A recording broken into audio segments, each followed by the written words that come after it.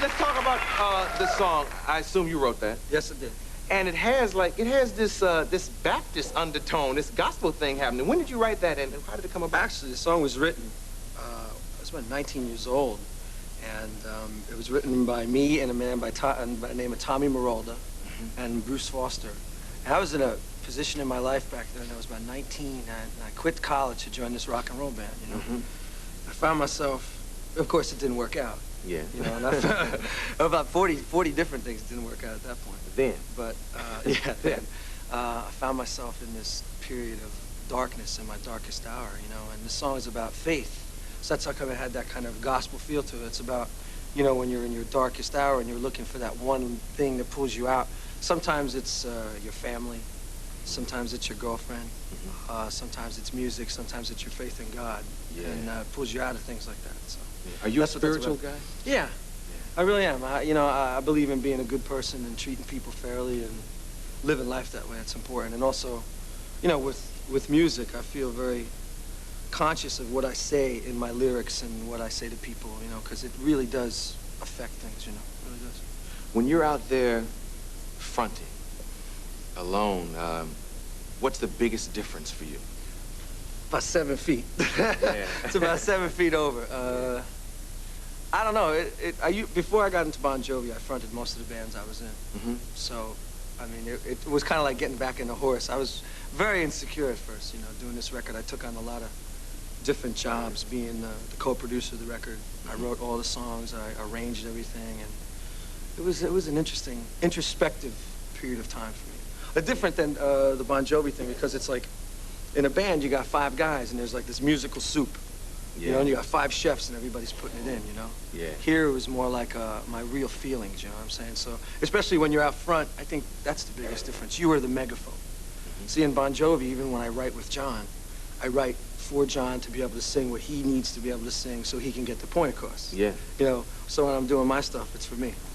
What's the status of Bon Jovi? Oh, we're full on, man. We're full on. Okay. Yeah, I mean, we went through some problems. Every family has their problems, you know, everybody fights a bit here and there. We're from Jersey, so, you know, we usually clear out hotel rooms and duke it out. Yeah. Yeah.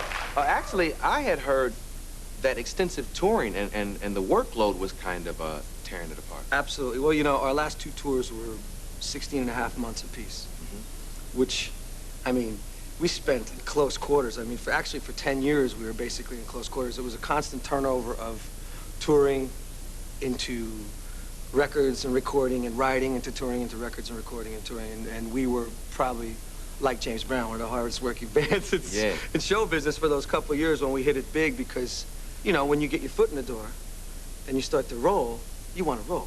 And you don't want to stop until that roll is done. Yeah. You know what I mean? Yeah. So, you know, we're in close quarters and we just got on each other's nerves. It's like having 4 other wives. You know, that are sitting right next to you for 16 and a half months, like in your face. Yes. You know, yes. After a while, you just want to go, easy. You know, it's one of those things. Yeah. When you talk about bands, I heard that, and this might be way, way out there, but somebody said you auditioned for Kiss. Yes, I did. Yes, I did. Really? Yeah, I did. I guess I was about 20 or 21.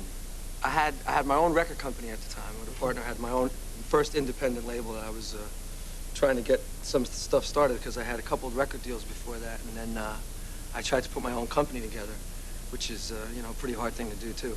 But as I was doing that, I got a call from Gene Simmons. I'd been doing a lot of session work and stuff like that, and he said, "Do you want to join the band?" And of course, I was very intrigued by it because it was a lot of money at that time for me. And I said, "Yeah, I'll check it out." But I went down there, and I think that I might have been, my personality or something might have been a little bit strong for the whole situation. I think they were looking for more of a guy that, you know, they were in control of, and I was totally out of control at that point. So, yeah. You know, they were looking for something. And I don't see you in the makeup. No, me neither, man. I can't see me in the makeup either. You know, I found out, after I got there, I said, well, for the money, at that point, I was thinking about it, going, yeah. See, I never thought about that. I might put a star on my eye for the money, you know, but that's deep. When you're young, you know. Yeah, check that out. Okay, this is the part I hate about my job, because I know they're thinking, ask about Cher. So I gotta ask you about Cher. How's the relationship? Everything's cool. We're crazy. We're crazy. We're crazy. We're both crazy. She's crazy. I'm crazy. We're crazy. It's, Because you all are like in and out, up and down a lot. well... Oh, no. Not enough, man. Not enough.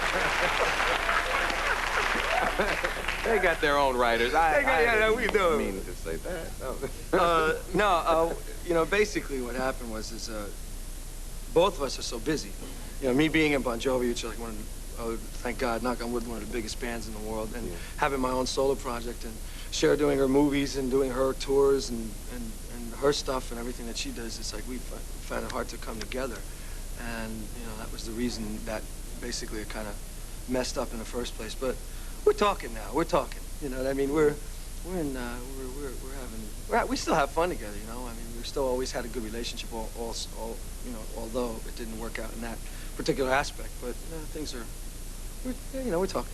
Yeah, that's good. And if the relationship doesn't work out, she can be your best friend. You need someone to talk to sometimes. We do have a great relationship on that level. I think it's because, you know, we've both experienced some of the same different things that happen in our lives. You know, being in this business, you know, and when you're on the road, I mean, you can just imagine what it's like to be out there for 8 months, and then I got another 8 months without going home. Yeah. You know, it gets on you. It gets on you. Are you close enough to her to tell her that you used to play accordion?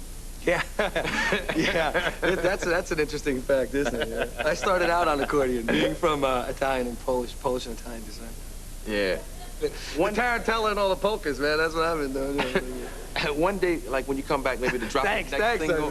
Bring your accordion, thanks for that, man. That's good for all those kids out there, man. All those kids are going, he started out on accordion. Are you kidding? You're going to do something later, right? Absolutely. Let's surprise them.